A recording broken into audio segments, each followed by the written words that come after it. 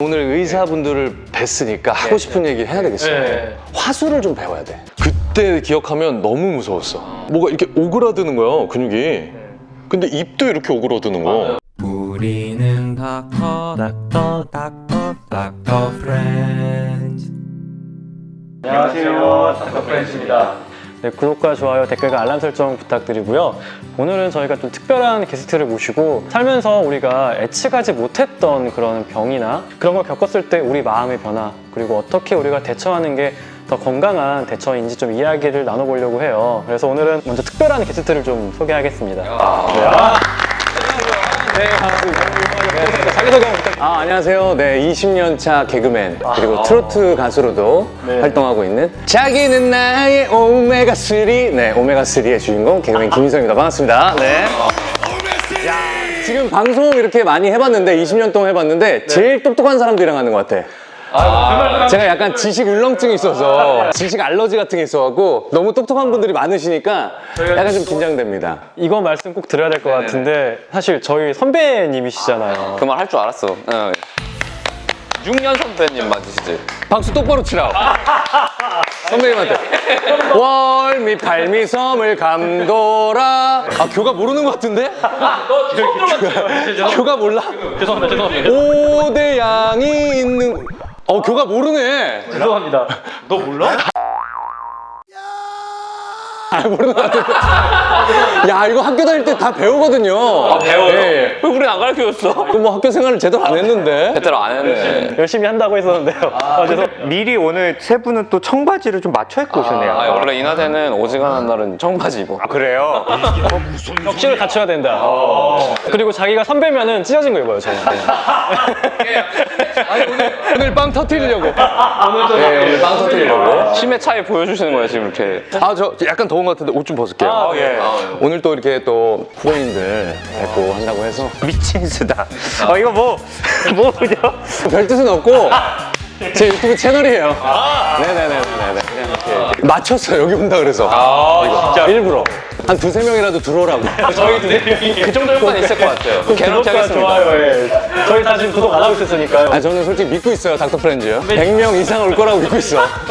나 기대 많이 하고 왔단 말이야. 오늘 또 잘해주시면 저희 구독자들은 또 가라 그러고 또 안 가세요. 콘텐츠가 너무 잘하시면 이미 또 지금까지- 한 1000명, 1000명 넘어가실 겁니다. 텐션 미쳤어, 지금. 지금까지 좋습니다. 오 선생님. 지금 책임을 나한테 전가시키자. 안 가면 미친 수다 탓이다. 약간 이렇게. 역시 정신과 약간. 대본도 그런 식으로 만들었잖아. 아니 뭐 너무 벼 있어. 제가 또 이렇게 만들었죠. 선배님 오시니까. 근데 이제 보면 다 빈칸이에요. 선배님 이름만 들어오고 있어. 알았어, 그냥 해야 돼. 김희성님 아이스 브레이킹. 솔직히 조금 걱정했어. 아니 근데 이런 분들이 있어 진짜. 저도 예능을 하니까 예능을 이렇게 나가면 정말 대본이 너무 이렇게 엉성하게 돼 있는데 너무 자신 있게 오셔서 선배님 오셨으니까 한 2번 웃겨주시고 큰 웃음 한 3번 부탁드릴게요. 막 이런 식으로 요청하시는 분들이 계세요. 저희는 그렇지 않습니다. 예. 한 번만 빵 터지면 될 것 같아요. 인트로로 뺄 거 하나만. 나 이거 썸네일로 쓰라고. 그래서 이거라도 이거라도. 오늘 이렇게 선배님 모신 이유가 이렇게 오메가3 열창하시는 것도 보고 너무 응원 드리고, 근데 큰 병 앓으시고 그걸 또 이렇게 이겨내시고 하셔가지고 혹시 어떤 병 경험하셨는지. 뭐 아시는 분들은 뭐 아실 수도 있고 모르시는 분들도 많이 계실 수도 있는데요. 제가 갑상선 암을 겪었습니다. 지금은 뭐 수술한 지 꽤 흘렀기 때문에 뭐 5년 지나면 보통 완치 판정을 하잖아요. 제가 벌써 뭐 한 거의 10년 가까이 된 것 같아요. 그래서 이제는 뭐 건강한 모습을 찾았는데 그때는 좀 많이 힘들었었어요. 네네네네. 그 즈음에 우울증도 굉장히 심하게 겪었고, 네네. 심리적으로도 굉장히 불안했었고, 육체적으로도 많이 힘들었던 시기인데 뭐 지금은 괜찮습니다. 네네. 이게 갑상선 암 그러면은 보통들 워낙에 여자분들한테 흔한 암이고 해가지고 이제 이렇게 애우가 또 좋은 암으로 알고 계시겠지만, 남자 같은 경우에는 굉장히 발병도 좀 드물어요. 35에서 65에서 보면 한 9% 정도 차지를 하는데 여성에 비해서 또 생기는 게 한 7분의 1 정도로 적어요. 근데 그만큼 또 애우가 좀 안 좋아요, 남자분들이. 아무래도 남자분들이 걸리게 되면은 조금 더 이렇게 이야기를 드리고 적극적으로 치료를 하고 그런 과정을 밟으신 것 같아요. 그게 제일 좀 기분 나빴어요, 저는. 선생님과 이렇게 이야기 나누고 할 때 그거 뭐 암 중에 감기니까 별거 아니니까 나는 지금 되게 힘든데 맞아요. 너무 몸이 힘들고 정신적으로도 너무 힘든데 유난 떠는 사람인 것처럼 제가 제 상태가 그렇게 치부해 버리시니까 이게 좀 억울하기도 하고 맞아요. 내가 좀 이상한 건가? 내가 좀 너무 약한가? 좀 그런 생각도 좀 들고 그랬던 기억이 나요. 사실 저는 얼마 전에 이제 건강검진을 했거든요. 폐에도 담배도 안 피는데 1cm 혹이 3개 있다. 그리고 대장에도 용종이 있어서 4개 떼어놨다. 그런데 이제 물론 거기 교수님들은 별거 아닌 것처럼 이제 위로하듯이 뭐 괜찮습니다. 그리고 뭐 그렇게만 그냥 얘기해 주신 게 아니라 이제 3개월 뒤에 또 한 번 더 찍어보자. 대장은 언제 또 해보자. 이렇게 얘기를 해주셨음에도 불구하고 양성신경이 강력하게 의심이 되는데도 이렇게 좀 불안한데 뭐가 있다고 하면 불안해지지. 실제 암을 진단 받으시면 오죽 좀 더 힘들고 불안하실까 이런 생각이 나는 들거든요. 오늘 의사분들을 뵀으니까 하고 싶은 얘기 해야 되겠어요. 네. 화술을 좀 배워야 돼. 의사분들은. 위로를 드리고 싶은데 그게 어떻게 보면 좀 가볍게 다가갈 수도 있고 또 너무 무겁게 다가가면은 이게 오히려 더 불안해하실까봐 이 거리감과 그걸 하는 게 굉장히 어려워요. 제가 돌이켜 또 생각해보면 지금 좀 심리적으로 안정이 됐으니까 얘기하신 대로 좀 편안하게 위로를 해주신다고 얘기하신 건데 듣는 당사자는 나는 그렇지가 못했다. 그럴 수 있죠. 그러니까 이 의사분들도 감정적인 교육 그런 거 그런 거 나 굉장히 되게 중요하다고 생각해. 지금의 의사들에게는 필요한 감성이라고 생각해. 하필이면는 발병 그 즈음에 논문이 뭐가 나왔냐면은 갑상선암 5년 생존율이 100.1%가 나왔어요.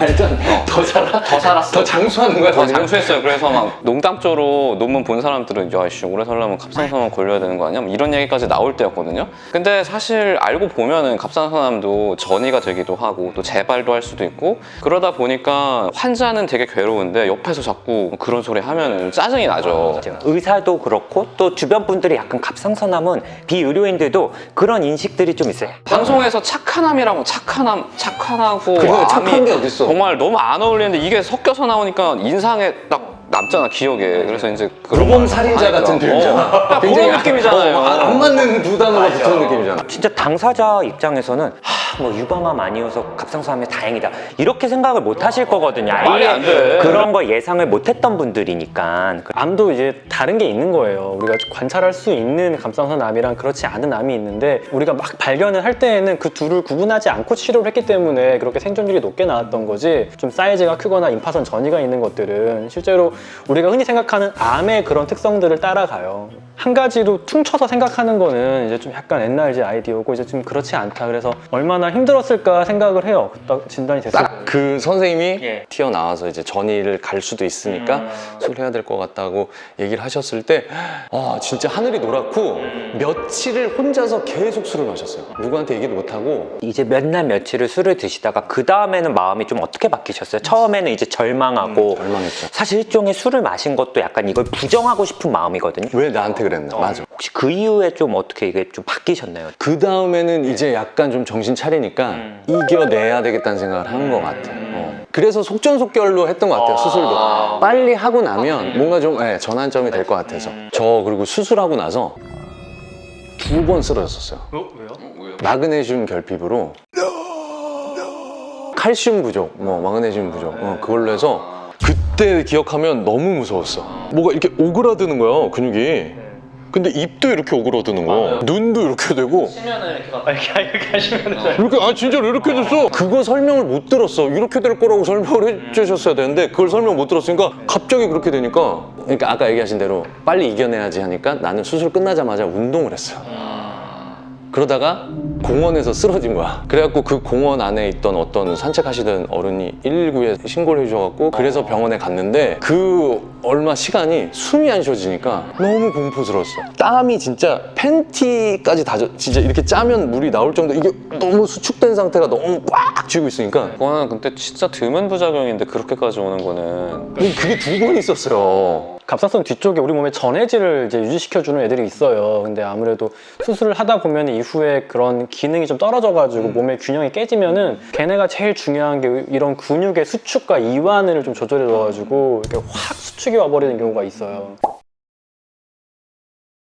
저희는 이제 암 환자분들의 정신적인 어떤 고통이나 우울감을 칭하는 말이 있어요. 디스트레스라고 하거든요. 그러니까 그만큼 이제 암이 걸린 분들, 그리고 암을 치료받고 있는 분들, 그리고 심지어 완치를 판정을 받으신 분들도 계속 어쨌든 불안감, 공포감이 좀 있으시다고 해요. 그 이후에 어떤 부작용도 2번이나 있으셨다고 했는데 검사나 이제 날짜가 쫙 잡힐 때마다 불안하거나 또 교수님 안 좋은 소식 들을까봐 막 그러진 않으셨어요? 지금까지는 그런 불안함은 많이 없었던 것 같아요. 운동도 하고 이렇게 몸 관리를 잘 하고 있는 것 같아서 암을 잘 극복하고 나면 더 건강해질 수도 있을 것 같은 생각이 좀 들어요. 요즘은 정신적으로 굉장히 건강해진 것 같아요.